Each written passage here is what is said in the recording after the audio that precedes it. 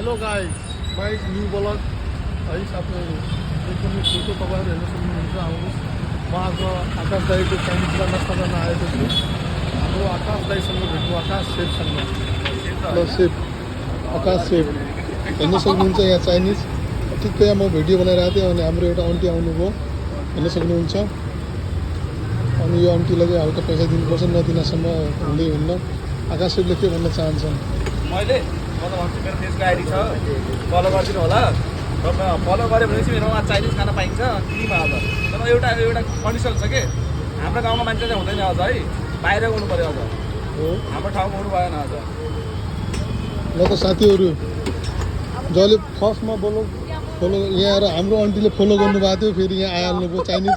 ल छिटो चाइनिज बनाएर दिनु हाम्रो आन्टीलाई। हाम्रो गाउँमा मान्छेले मान्छे घुमेर बाहिर आउनु अरे फलो गरेर आएको छ यहाँ दिनु पऱ्यो, नत्र झुटो हुन्छ फेरि यहाँ। नै हुँदैन। फलो गऱ्यो भने मतलब बाहिरको मान्छेले बुझ्छ। बाहिरको मान्छेले चिन्नु परेन। होइन त्यस्तो होइन नि त, बाहिरको मान्छे आफ्नो मान्छे त अब चिनिहाल्छ नि, त्यो फलो गरिहाल्छ नि। त्यो बाहिरको मान्छे